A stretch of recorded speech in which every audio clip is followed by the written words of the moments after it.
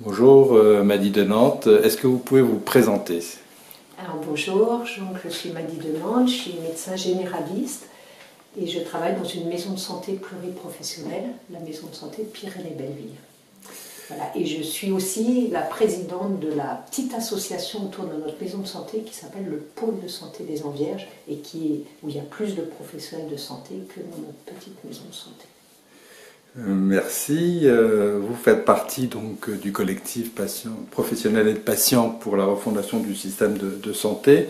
Et une de nos propositions, c'est de créer un service de santé d'intérêt général associant les professionnels de santé hospitaliers, les salariés non hospitaliers et libéraux, et ceci non en concurrence, en respectant une graduation. On voudrait savoir ce que vous en pensez. Donc bien sûr, je suis pour un service de santé d'intérêt général et je pense que les libéraux, les médecins libéraux et tout particulièrement les médecins généralistes libéraux y ont une place très importante puisque les médecins généralistes sont sur tout le territoire, soit en maison de santé, soit en centre de santé, soit en isolé, mais ils sont partout, donc il faut qu'ils fassent partie de ce service de santé. C'est eux qui sont sur le territoire, les plus petits territoires, enfin quelquefois ils n'y sont pas et c'est un problème quand on manque de généralistes. Les soucis que je vois, c'est d'abord le secteur, c'est-à-dire pour être dans ce service de santé intérêt général, il faut être secteur 1. Or, nous, on a des gros problèmes avec nos confrères, consoeurs qui sont en secteur 2, c'est-à-dire dépassement d'honoraires, et c'est un problème quotidien. Pour ce service de santé d'intérêt général, je me disais bien sûr les gens qui sont en tarif opposable, mais il faudrait que ceux qui sont en secteur 2 acceptent qu'une partie de leur consultation soit en tarif opposable. Et je ne suis pas une spécialiste de tout ça, mais je ne suis pas une spécialiste du secteur 2. C'est ce qu'on appelle l'optame, je crois. Donc c'est pas idéal. Moi, mon rêve et ma médecine utopique, c'est tout le monde en tarif opposable. Mais que les gens, ce qu'on essaye de faire, parce qu'il faut bien qu'on fasse avec nos confrères autour de nous, c'est d'être en lien avec eux et de leur dire cette personne-là, il faut que tu la vois en tarif opposable, parce que sinon elle ne pourra pas revenir te voir, elle ne pourra pas payer le dépassement d'honoraires. Donc la première chose que je vois, le gros problème pour ce service de santé d'intérêt général territorialisé, c'est les honoraires, secteur 1. Le secteur 1, c'est très important. Et la deuxième chose que je vois très important au niveau de la médecine générale, c'est les visites à domicile. Donc, c'est un gros problème. Il faut que les médecins généralistes reprennent, parce que quand je me suis installée, on faisait beaucoup de visites à domicile, trop, on faisait des visites à domicile non nécessaires, qui ne nécessitaient pas des déplacements du médecin. Mais aujourd'hui, il y a un gros problème pour la visite à domicile. Et là, je parle d'un autre étage de mon métier, c'est la CPTS, c'est-à-dire au niveau du 20e arrondissement. Je fais partie de la CPTS, du conseil d'administration de la CPTS du 20e, Paris 20.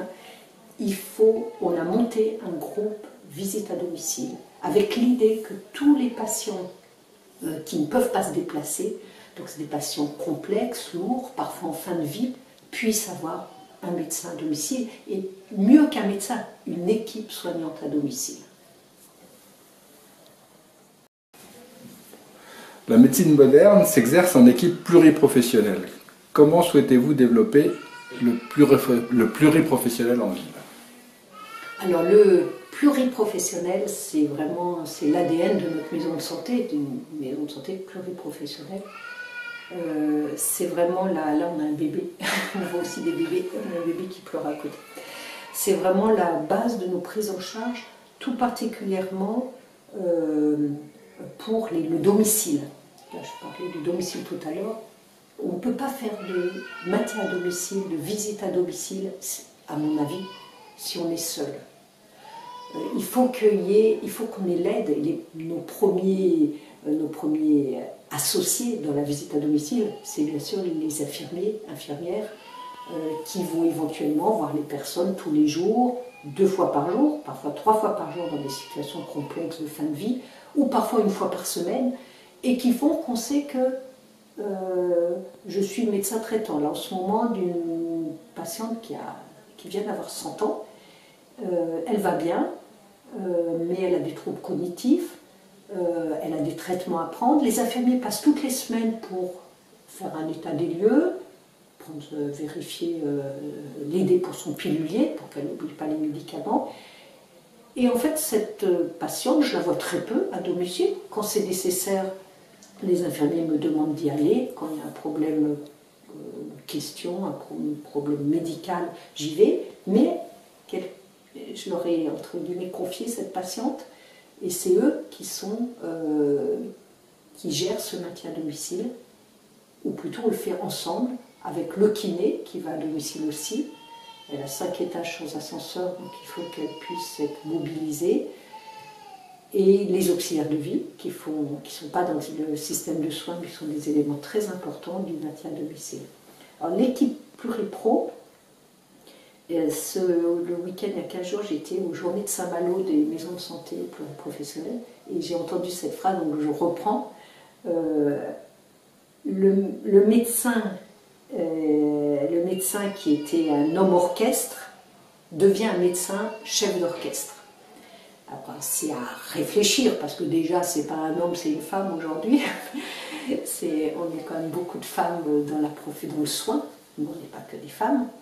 Et puis, toute la réflexion sur le terme chef d'orchestre, où il y aurait une notion un peu dans le terme chef de hiérarchie, encore que je ne suis pas sûre que dans les orchestres, oui, cette hiérarchie, mais bon, en tout cas, le terme chef fait beaucoup réfléchir dans notre maison de santé, parce il n'y a pas de hiérarchie dans l'équipe pluriprofessionnelle. Et ça, c'est un peu compliqué à gérer. Il n'y a pas de hiérarchie, mais il y a quand même... le médecin va quand même être un côté de responsabilité, ou d'assembleur, ou de chef d'orchestre, c'est-à-dire faire attention que chaque chose soit bien à sa place, et que le jour où on voit l'urologue qui met en place un traitement, que ce traitement ne soit pas contre-indiqué avec un autre traitement donné par le cardiologue, qu'il n'y ait pas d'interaction médicamenteuse, que les effets indésirables de l'un... Donc c'est bien ce côté rassembleur, avoir un œil sur tout, qui caractérise pour moi le médecin. Donc je garde l'expression chef d'orchestre, malgré le terme chef, en sachant que très souvent, la personne qui va être aux manettes, ce n'est pas forcément le médecin. Et là, je pense à une situation, un patient que je connais depuis très longtemps, qui est diabétique, insuffisant rénal, dialysé, donc là, l'importance de la dialyse, bien sûr, et qui a un pied de charcot, 2 pieds de charcot, et vraiment qui a un état catastrophique, une neuropathie diabétique au niveau des pieds catastrophique. Et ce patient faisait des plaies tout le temps, et c'était compliqué, il fallait plus qu'il marche, le mettre en décharge, il habite en étage. Et en fait, on a dans notre pôle de santé une pédicure très, très experte, enfin une pédicure podologue, qui a mis en place une surveillance, donc avec les infirmiers qui passent une fois par semaine pour surveiller les pieds. Il ne sent pas, il a du mal à regarder ses pieds. Donc les infirmiers passent une fois par semaine et lui rendent des comptes à elle, c'est elle, la spécialiste du pied. Elle passe tous les mois. Donc la Sécu rembourse dans les pieds, les neuropathies sévères rembourse un passage tous les 2 mois. Donc c'est notre association de pôle de santé qui va la rémunérer pour le passage une fois sur 2, ce sera nous qui payerons parce que c'est absolument nécessaire. Et dès qu'il y a alerte sur le pied, elle me prévient, elle me met en décharge bien sûr, elle me prévient s'il y a besoin d'une antibiothérapie, et donc c'est elle qui a la main sur le suivi des pieds de ce monsieur diabétique, bien sûr, sous insuline, qui gère bien son insuline tout seul, qui gère sa dialyse avec les dialyseurs, mais qui ne gérait pas bien les pieds. Et depuis 1 an qu'elle a mis ça en place, eh ben, on n'a plus de plaies, donc que ce soit des plaies spontanées ou je cherche le terme, les pieds diabétiques.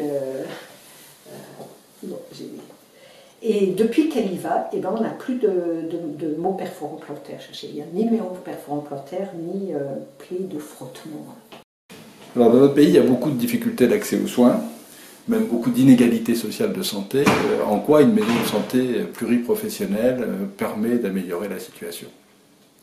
Alors je pense que la maison de santé pluriprofessionnelle, le travail en équipe, ça peut être d'ailleurs hors la maison de santé, le fait de travailler en équipe est un outil pour réduire les inégalités sociales de santé.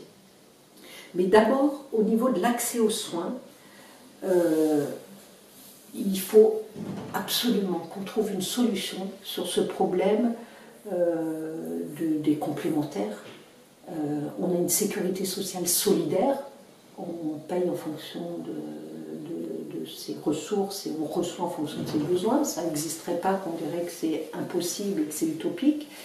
Et puis à côté de ça, on a des complémentaires non solidaires. Vous êtes vieux, vous payez plus cher, vous n'êtes pas riche, vous prenez une mauvaise complémentaire. Et donc nous, tous les jours, en consultation, on est coincé par ce problème des complémentaires.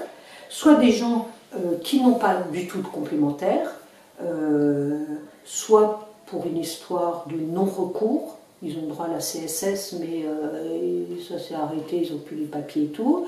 Soit parce qu'ils ont une mauvaise complémentaire. Hier, j'ai eu au téléphone quelqu'un qui n'avait pas fait sa kiné, alors qu'il a une complémentaire, mais parce que c'est une mauvaise complémentaire, et qui ne prend pas en charge la kiné. Donc on est hors de notre système de solidarité, et c'est un problème tous les jours en consultation. Donc accès aux soins, pourquoi ne pas avoir une sécurité sociale qui prend en charge à 100% les soins nécessaires, bien sûr, et que les complémentaires disparaissent. Même nous, ici, par exemple, on fait le tiers payant. Quand les gens sont à 100%, ils payent 0. Quand ils ne sont pas à 100%, ils payent 7,50 €. S'ils ont une complémentaire, la complémentaire va rembourser ces 7,50 €. S'ils n'ont pas de complémentaire, c'est à leur charge. Tout ça, c'est compliqué. On a un super bel outil, la Sécu, et on complique en rajoutant des choses que les gens ne comprennent pas en plus. Ils se mettent à plus rien comprendre à ce qu'est la Sécu, à ce qu'est la complémentaire. Tout se mélange. Alors qu'on a un bel outil, pourquoi ne pas le valoriser et n'avoir plus que cet outil et laisser tomber les outils annexes qui nous compliquent la vie.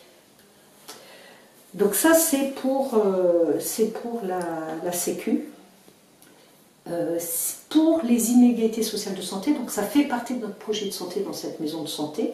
Donc on a beaucoup réfléchi à comment travailler, comment réduire les inégalités sociales de santé ou comment ne pas les aggraver, puisqu'on sait que souvent le système de soins aggrave les inégalités sociales de santé. Donc il faut d'abord les repérer, explorer les déterminants sociaux de santé et adapter ces pratiques. C'est ce qu'on essaye de faire dans cette maison de santé. On a des outils, donc bien sûr le travail pluripro, le fait que les infirmiers puissent aller à domicile chez des gens qui ont du mal à suivre une prescription, qui sont âgés, qui ont des troubles cognitifs, qui n'ont pas de famille autour d'eux. Donc la famille, ça va être un des maillons, des déterminants sociaux de santé qui permet de mieux se soigner. La présence des infirmiers à domicile, une fois par semaine ou une fois par jour, selon les nécessités, ça va être un vrai outil. Les médiateurs en santé, on a la chance dans cette maison de santé d'avoir des médiateurs en santé, ça nous a changé la vie. Vous avez en consultation quelqu'un qui n'a pas de complémentaire santé parce qu'il avait la CSS, complémentaire santé solidaire, ex-CMU. Et puis ça arrive, c'est tous les ans, donc on arrive en fin de droit, donc il n'a pas fait au bon moment les papiers, bref, il n'a plus sa complémentaire santé solidaire.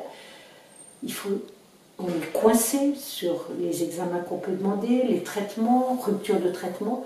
Là, on a des médiateurs en santé, on les interpelle et c'est eux qui vont gérer ça et ça nous a changé la vie. Et puis on a aussi quelque chose de très important, une infirmière azalée.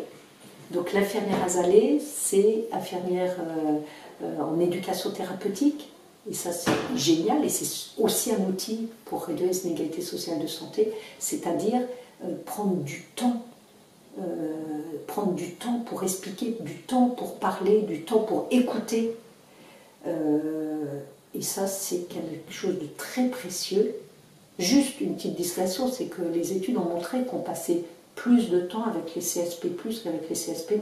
Alors que les inégalités sociales de santé, c'est bien sûr la différence d'espérance de vie énorme entre les CSP. On devrait passer plus de temps avec ceux qui ont plus besoin, mais il se trouve qu'il semblerait que nous, médecins, on passe plus de temps avec ceux qui ont moins besoin. Donc on essaye bien sûr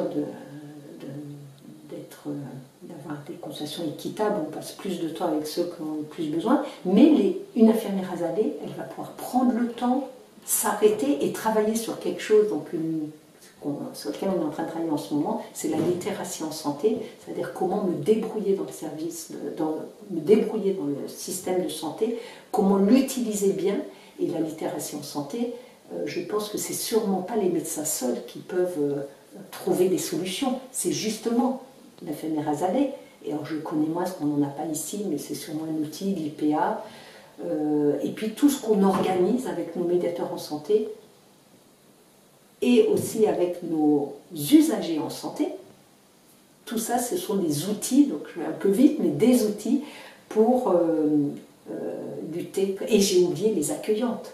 Les accueillantes, c'est-à-dire secrétaires médicales, accueillantes de la maison de santé, qui sont aussi un outil très important pour la lutte contre les inégalités sociales de santé. Bon, j'ai dit tout en vrac là. Merci.